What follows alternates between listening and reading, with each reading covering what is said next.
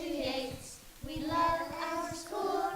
Welcome to Yates. We love our school. Welcome to Yates. We love our Those are preschoolers in Theodore Kyle's classroom at Yates Community Center in Omaha. They are Nepali and Burmese students who attend the center as part of Omaha Public Schools' Migrant Refugee Preschool program. This is just one of many programs provided by the school district to assist refugees and migrants who resettle in Omaha. According to Susan Mayberger, coordinator of the Migrant and Refugee Education Program for OPS, there are more than 7,000 students who qualify for the English as a Second Language program. She says there are nearly 100 different languages spoken by OPS students. We do our very best to provide optimal education for these students. Our philosophy statement says that it's our goal to provide them specialized instruction in reading, writing, speaking in English. Mayberger says it is very important for parents to enroll their children in school as soon as possible because children and teenagers could have been out of school for an extended amount of time already. These students are given assessments to determine their educational needs before being placed in a classroom. Elementary students are generally assigned to an ESL teacher in addition to their regular classroom instruction. Middle school and high school students who can't read and write at a second grade level in their first language are placed in the Teen Literacy Center. Hanifa Selamani migrated to Omaha 4 years ago from California by way of the Democratic Republic of Congo with her husband and daughter. She now has a 10-month-old and her eldest daughter, Rosine, is a fourth grader at Benson West Elementary School. Omaha Public Schools help my daughter different things too, like migrant program is important for my daughter, and tutoring. Omaha Public School help my daughter to know how she can read and writing. So right now she have tutoring after class, and then read write after class. Federal funding is used to host after-school programs, and classes are also held Saturdays at Franklin Elementary School for about 300 K-12 students. A citizenship class and a conversational ESL class are held for about 100 students and their parents at Yates every Saturday. Students also have the opportunity to earn credits during spring break and summer vacation. Kyle says the language barrier is the biggest challenge in teaching a classroom full of students whose first languages are Nepali, Karen, and Karenni. But year after year, the 4- and 5-year-olds never fail to amaze her. I see a tremendous amount of growth in their learning. They learn their letters, they learn their, how to count, they learn their colors and shapes. They learn to follow the routine, and they know what the expectation is, and they know what's going to happen next, and so therefore they're more comfortable, and they are excited to learn. The support shown by the staff at Yates may be the biggest testament for families like Beam Garang, a Bhutanese bilingual liaison for OPS. Garang, his parents, and 10 siblings were evicted from Bhutan, a small country that shares borders with China and India, in 1991. He was just 6 years old at the time. I came here in Omaha in 2009 February. When I came, I was the second family to be here in Omaha from my community. I've been helping this community since 2009 to now, and finally I got opportunity to serve in a school district, Omaha Public School. So this is how I'm getting more opportunity to serve Bhutanese refugees who are living in Omaha. Garang said his family didn't have anything when they arrived at the refugee camp. Living quarters were close together, food was scarce, and school was nothing like what he has witnessed in the United States. Students of all ages learned in the same classroom, according to Garang.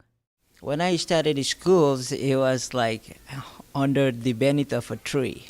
I didn't have a school building for like 3 years. And then we got a school building. We were very excited, very, very excited. Got a school building that's made of bamboo and plastics. As a bilingual liaison, Garang is the point of contact between teachers, students, and their parents.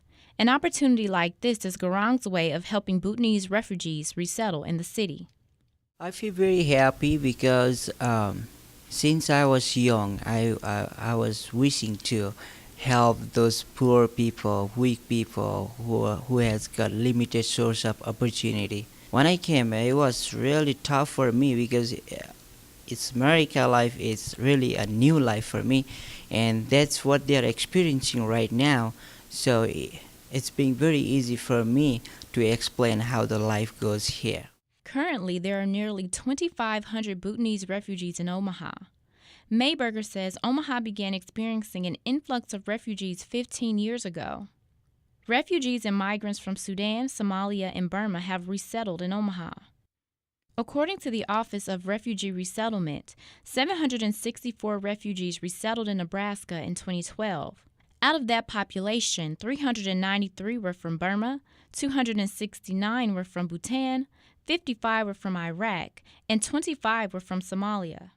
Omaha is kind of a popular place for a variety of reasons. We've had low unemployment compared to the rest of the country, so there has been work here for refugees. We also have a lower standard or cost of living, I should say, so it's more affordable to get housing here than other parts of the country. And refugees also tell me that they like the educational opportunities here, whether it's the public schools or the community colleges. For Garang and his family, Omaha and Yates have meant the difference between despair and prosperity.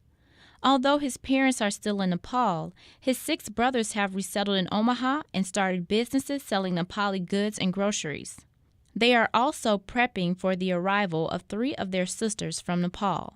Okay, this is just the application that you have to fill out for insurance. So name, last name, address, and then it'll go into your information and then your wife's information, okay? Okay. And if you have any questions along the way, just let me know and I can help you.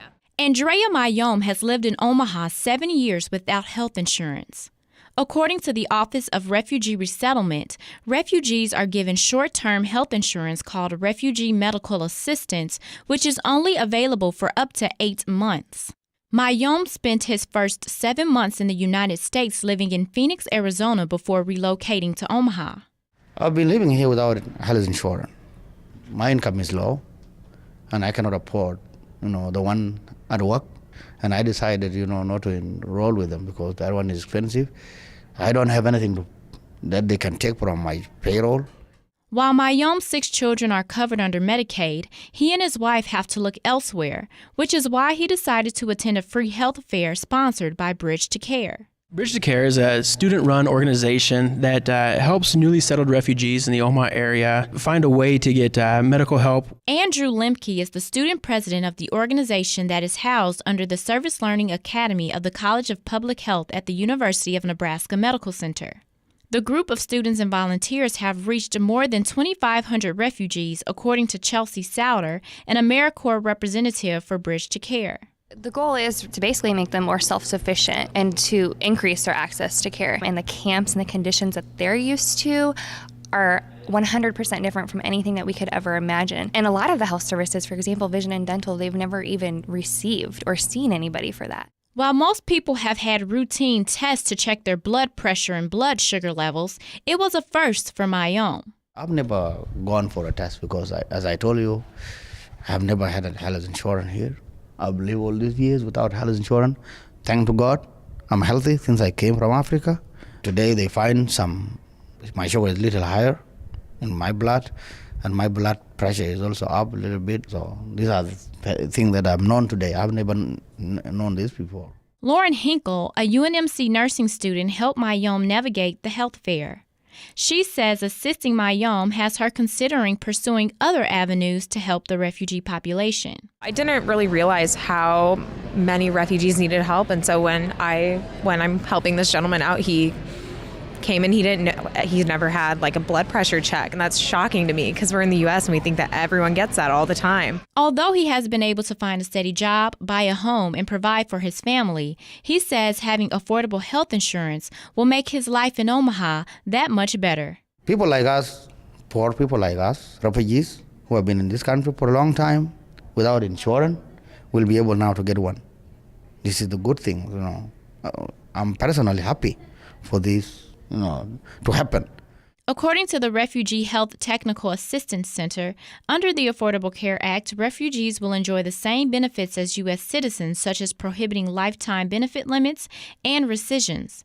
They will also be able to purchase insurance through exchanges and may qualify for premium tax credits to purchase coverage. Katie Salzman knows a lot about the struggles and triumphs that refugees face. She used to work for the United Nations High Commissioner for Refugees in Geneva, Switzerland. Now she's teaching a group of students at Creighton Preparatory School the importance of giving back to the growing refugee population in Omaha.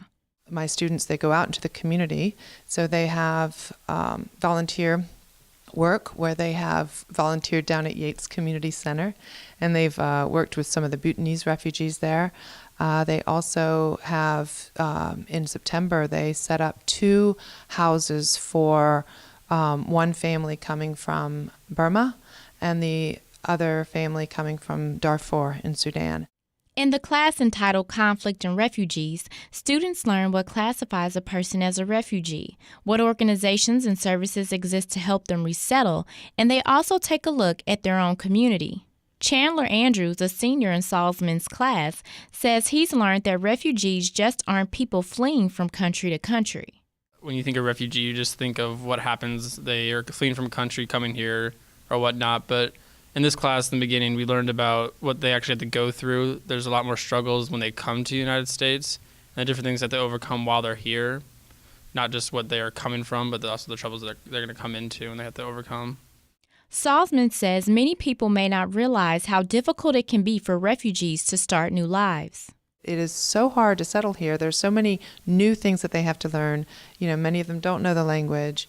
Many of them have never even seen a light switch, even been up a stair before, climbed a stair, much less an elevator or an escalator.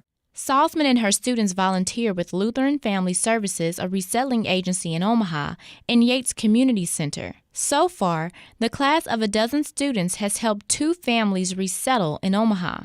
Senior Pat Morrison says it's very rewarding to help a family get their start in the United States.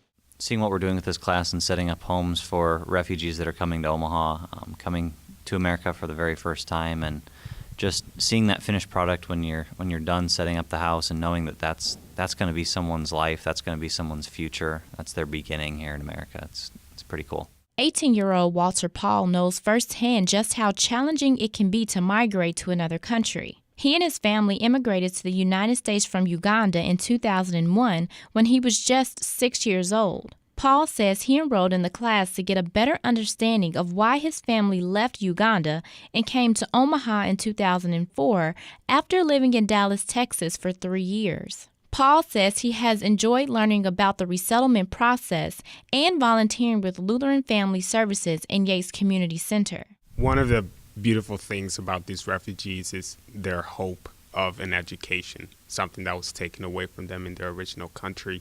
And I think when I go to Yates, that's what I see them enjoying, that freedom that they get to exercise here in the United States. And it's a beautiful thing because they know that they can express it in the future, and the smiles that I see in their faces because now they have something to do here. They don't have a lot to fear is what makes me go there every single time. Salzman says she hopes her students take what they have learned during her class and apply it in every aspect of their lives.